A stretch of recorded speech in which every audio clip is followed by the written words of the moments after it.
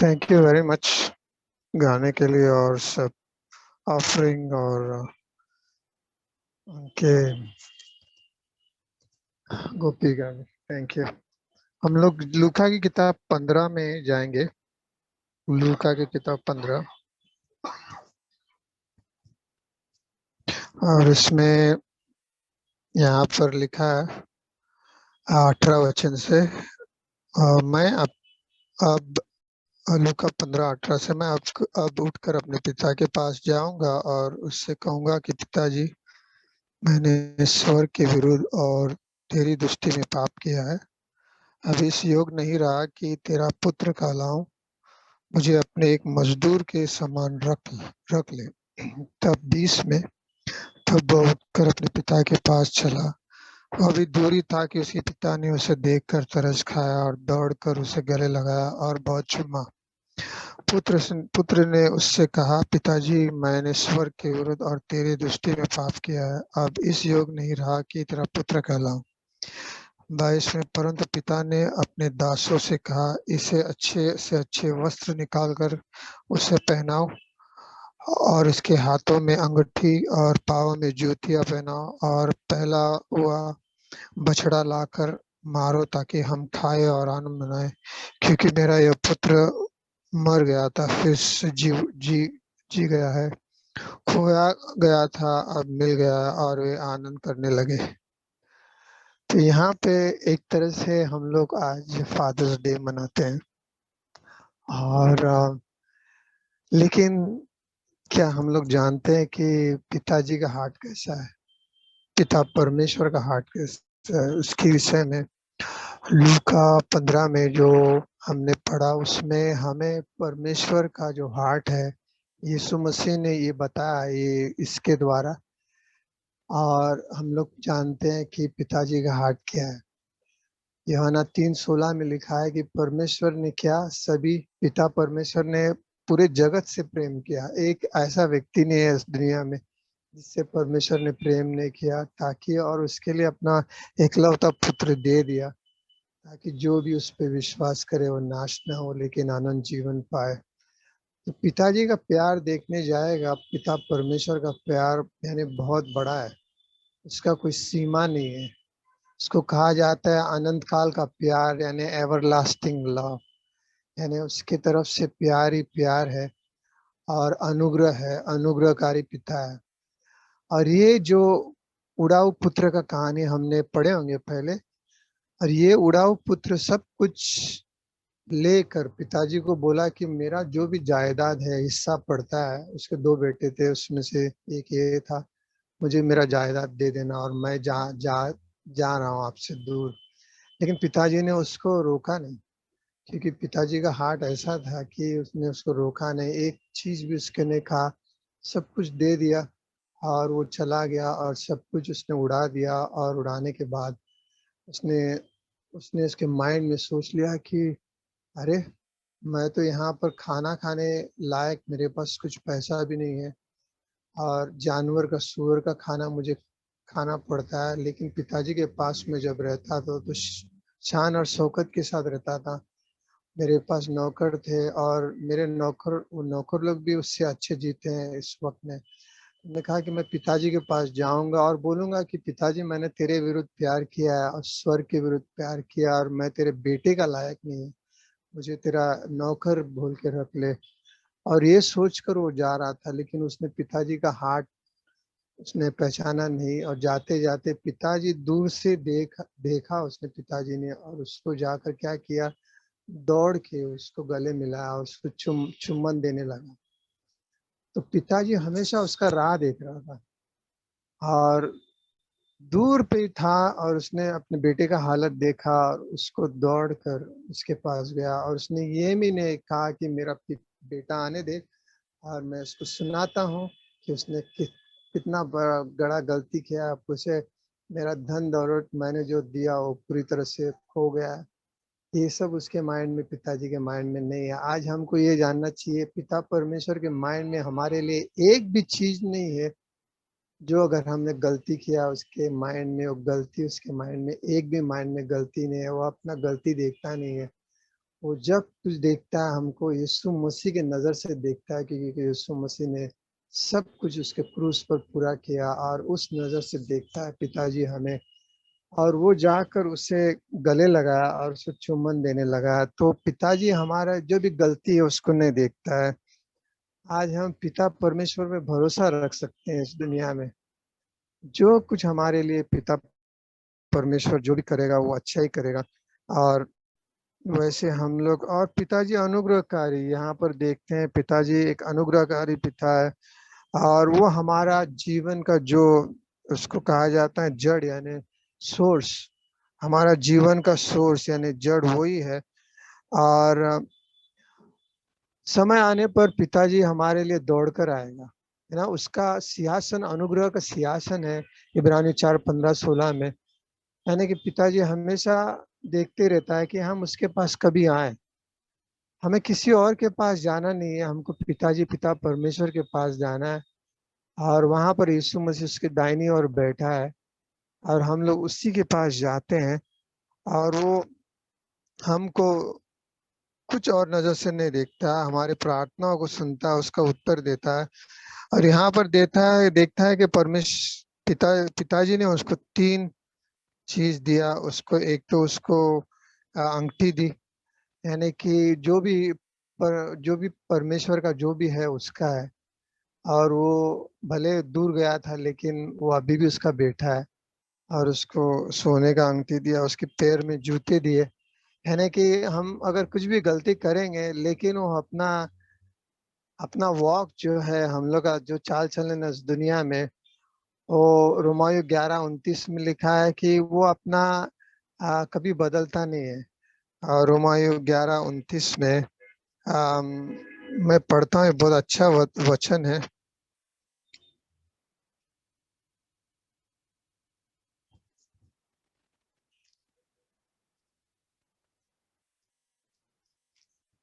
ग्यारह उनतीस में ऐसा लिखा है कि क्योंकि परमेश्वर के वरदान और बुलावट अटल है। परमेश्वर का वरदान जो हमें दिया है और उसका बुलावा अटल है, वो कभी नहीं बदलेगा। कितने भी गलती किया हमको वो नहीं बदलेगा। उसने जो वरदान दिया है वो दिया है, हम लोग का वरदान वापस नहीं लेगा वो। और उसका बुलावा जो दिया है हमारे जीवन में वापस नहीं लेगा, भले आप कुछ भी सोचे। तो ये दोनों उसका अटल है, वो कभी बदलेगा नहीं, पिता परमेश्वर। और फिर उसको उसने और उसको ये भी दिया, उसके ऊपर एक नया वस्त्र दिया, पहनाया उसको। अ, उसके अच्छे वस्त्र दिए। इसका मतलब है उसका धार्मिकता हमारे ऊपर हमेशा है। जो यीशु का धार्मिक था हमारे लिए, जो यीशु का जीवन है हमारे लिए, जो यीशु है सब कुछ है उनका, सब हमारे लिए है परमेश्वर। और उसने उसको फिर क्या किया, बछड़ा लेकर उसको एक बड़ा पार्टी मनाया, है ना। सबके साथ उसने कहा कि मेरा बेटा खोया हुआ था, वो वापस आया, दूर गया था, वापस आया। उसको बहुत खुश हुआ अपने बेटे को देख। तो पिताजी का मन ऐसा था कि उसने अपने बेटे के तरफ कभी एक, मुझे लगता है एक वक्त भी ऐसा नहीं था कि उसने अपने बेटे को कोई और नजर से देखा होगा और कुछ उसके बारे में सोचा होगा। वो यही सोचता था कि वो वापस कभी आएगा और वो उसको कभी गले मिलाएगा। और हमेशा उसको देखता था कि कभी आएगा कभी आएगा, उसके इंतजार में था। जिस दिन आया उसको दौड़ कर। आज भी पिता परमेश्वर उसी प्रकार है, और उसी ने सब कुछ किया है। पाप हमने किया था लेकिन उसी ने अपने बेटे को भेजा, कहा कि उनके पूरे मानव जात के लिए जाकर उनके लिए बलिदान दे दे। उसी ने सब कुछ किया है। उसी ने दुनिया बनाया, उसी ने हमको बनाया, सब कुछ उसी की तरफ से आता है। तो ये हमारा पिता परमेश्वर है स्वर्ग में। तो हम पिता के पास हमेशा दौड़ कर जाए, और हमें हमको हमेशा नया जीवन उनका हमारे लिए है। और हमेशा हमें को माफ करेगा। पिताजी का योजना हमारे लिए है। बेटे ने जो योजना पूरा किया हमारे लिए इस दुनिया में, और पवित्र आत्मा उस योजना को प्रकट करता है। और ये हमारा पिता है जो स्वर्ग में है आज। और ये हम लोग फादर्स डे में एक तरह से पिता परमेश्वर को, उस पिता परमेश्वर को देखते हैं जो यीशु मसीह ने कहा।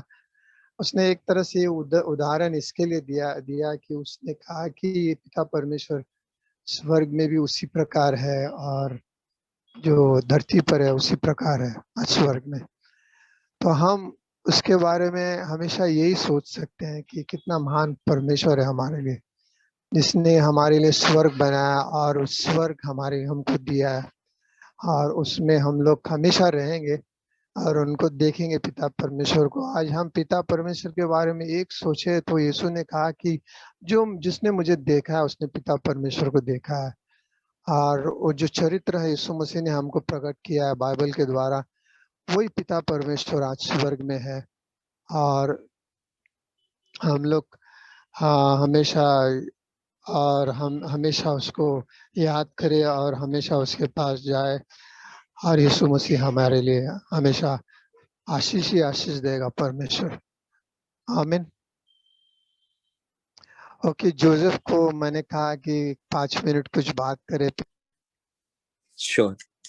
आज फादर्स डे, और हम फादर्स डे को अलग अलग प्रकार से बनाते हैं, पर जो पास्टर ने वचन शेयर किया बहुत अच्छा वचन है कि हमारे पास एक चित्र है हमारे स्वर्गीय पिता का, और ये वायदा है कि स्वर्गीय पिता हमें अपनी तरह बना रहा है, और दूसरा वायदा है कि वो हमें छोड़ेगा नहीं, त्यागेगा नहीं। और इफिसियों 2:10 में लिखा है कि उसने हमें रचित किया है इसलिए कि हमारे जीवन से भले काम निकले, हम अनुग्रह से विश्वास के द्वारा बचाए जाते हैं। तो पिता के, जब हम जमीन पे पिता को देखते हैं, पृथ्वी पे हम आपस में जो लोग बैठे हैं, तो बहुत से चित्र पिता के आते हैं। एक चित्र आता है कि पिता परिवार की देखरेख कर रहा है, एक चित्र आता है कि पिता बहुत सा बोझ उठा के चल रहा है, एक चित्र आता है कि पिता हमारा प्रोटेक्शन है, पिता हमारा हमारा प्रोवाइडर है। पर आप देखेंगे ये जितने चित्रण, जितनी चीजें हमारे जीवन में आती हैं, इन सब चीजों के वायदे हमारे को यीशु मसीह ने वचन में किए हैं। और पिता के अलग अलग चित्रण हमारे को, चित्र यहाँ पर हमें दिखते हैं बाइबल के अंदर। हम इसको उत्पत्ति से लेके आखिर तक जाएंगे तो हमें बार बार ये वचन मिलेंगे, लोगों के जीवन में ये वचन मिलेंगे, और हमें ना बदलने वाले, जैसे पास्टर ने अभी पढ़ा कि उसके वायदे बदलते नहीं है, और वो ना बदलने वाले वायदे पूरी बाइबल में हमने पूरे होते हुए देखे। और एक दूसरी महत्वपूर्ण चीज देखिए कि इन चीजों में हमारा योगदान नहीं होता, प्रभु का अनुग्रह होता है कि हमारे जीवन से वो भले काम हो पाते हैं। प्रभु का अनुग्रह होता है कि हम इस्तेमाल किए जाते हैं। वो अनुग्रह होता है कि हम बदलते हैं, हमारा परिवार बदलता है। हम अपने परिवार को कितना भी एक संसारिक पिता की तरह अगर हम अपने परिवार को अनुशासन में लाने की कोशिश करें, हम हार जाएंगे, क्योंकि हम जानते हैं कि अनुशासन में लाना या चीजों को थाम के रखना मनुष्य की तरह करेंगे तो पापी स्वभाव उस चीज में विरोध पैदा करेगा। पर जब हम अपने बोझ को यीशु मसीह के पास लेके जाते हैं, या मत्ती 11:28 में लिखा है, तो हम अपने बोझ को यीशु मसीह को देते हैं और बोलते हैं आपकी योजना है, आपने हमें भेजा है, आपने हमें परिवार दिया है, ये आपकी योजना का हिस्सा है। और फिर हम परमेश्वर को अपने जीवन में कार्य करता हुआ देखते हैं, और परमेश्वर को वही विश्वास योग्यता हमारे परिवार में होते करती हुई देखते हैं, और हमारा विश्वास बढ़ता है। एक तरीके की गवाही है कि परमेश्वर, आपने कहा तुम मुझे आप हमें छोड़ोगे नहीं, त्यागोगे नहीं। जो विश्वास योग्यता मैंने अपने जीवन में देखी, वही विश्वास योग्यता मैं अब अपने परिवार में देख रहा हूँ। और ये एक जीवित रिश्ता जो परमेश्वर का है, यूहन्ना 15 में इस रिश्ते के बारे में बताया है कि हम यीशु मसीह डाली है, वाइन है, जो मेन तना है पेड़ का, अंगूर की द्राख का, और हम वो डाली हैं। और लिखा है कि पिता इनको तराशता है। ये जो जीवित रिश्ता है, हमारा यीशु में बना रहना, पिता का तराशना, और इसकी प्रार्थना यूहन्ना 17 में करी गई है कि जब यीशु मसीह जा रहे थे तो वो चेलों के लिए और हम विश्वासियों के लिए प्रार्थना करते हैं। ये जीवित रिश्ते को हम महसूस कर पा रहे हैं, और इसको हम अलग अलग नाम से, अलग अलग प्रकार से हम बनाते हैं कलीसिया में, पर वो हर चीज उसी निचोड़ पे लेके जाती है कि जब हम नया जन्म पाते हैं तो हम एक स्वर्गीय बादशाहत में जुड़ते हैं, एक जीवित रिश्ते में जुड़ते हैं। पहले हम यीशु मसीह में जुड़ते हैं। यीशु मसीह की प्रार्थना थी यूहन्ना 17 में कि जैसा मैं तुम में हूं, ये हम में रहें और हम इनमें। और ये चीज हमारे जीवन की हकीकत है। और ये रिश्ता जो हमारे लिए बनता है, हमारे परिवार के लिए बनता है, तो हम अपने परिवार को सिर्फ उन बातों को बता के गवाही दे सकते हैं जो हमारे जीवन में हुई, और एक समय के बाद हमारे परिवार के लोग उस गवाही को अपने जीवन में खुद महसूस करते हैं। तो हम फादर्स डे बनाते हैं, धन्यवाद देते हैं कि हमारे पास एक स्वर्गीय पिता है। और पास्टर ने बहुत अच्छा वचन शेयर किया, जो चित्र है उस स्वर्गीय पिता का, कि बच्चा कैसा भी हो, कितना भी बिगड़ जाए, उसके दिल में वो सोच आना कि मैं पिता के पास जाऊं, ये अनुग्रह की शुरुआत है। नहीं तो वो इतने समय तक अलग था, उसके दिल में ये सोच नहीं आया, पर वो ऐसे जिंदगी के ऐसे मुकाम पे पहुंच गया, उसके पास पैसे नहीं है, उसका रहन सहन बिगड़ा हुआ है, और परमेश्वर का प्रेम उसके दिल में ये सोच डालता है कि काश मैं वापस जाऊं। और उसके बाद हम देखते हैं वो वापस आता है और एक नया जीवन होता है। हम सब वापस आए हुए लोग हैं, हम सब नया जन्म पाए हुए लोग हैं, और हम उस योजना का हिस्सा हैं जिसकी प्रार्थना यीशु मसीह ने करी यूहन्ना 17 में, जिसकी योजना पूरी बाइबल में है।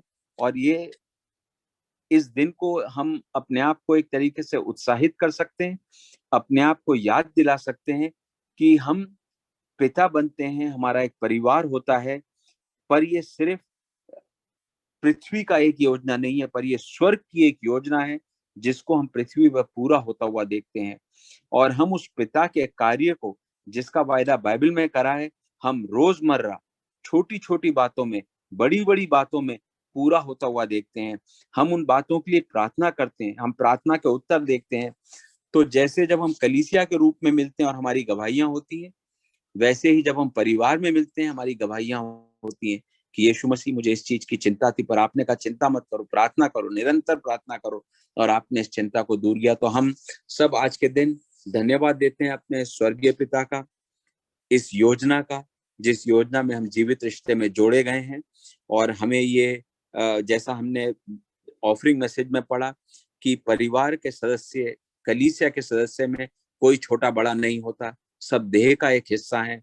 परिवार का घर, परिवार का हेड भी यीशु मसीह है, कलीसिया का हेड यीशु मसीह है।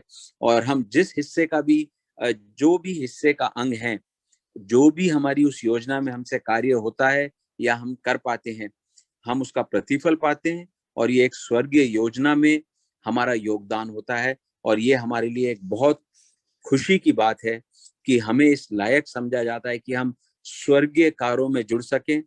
कुछ चीजों का प्रतिफल हम देख पाते हैं, समझ पाते हैं। इब्राहिम के लिए लिखा है कि वो उस योजना के लिए गया, उस शहर के लिए, पर उसने उस शहर को देखा नहीं। बहुत सी चीजों के प्रतिफल हमें दिखाई नहीं देंगे, पर उस योजना को हम अभी तक पूरा होता हुआ देख रहे हैं। वो योजना बदली नहीं है और हम उस योजना का हिस्सा हैं।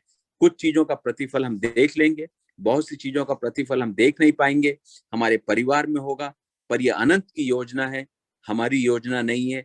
हम जो देख पाते हैं, जिस अनंत की योजना का हम हिस्सा हैं, हम उसके लिए धन्यवाद देते हैं। धन्यवाद।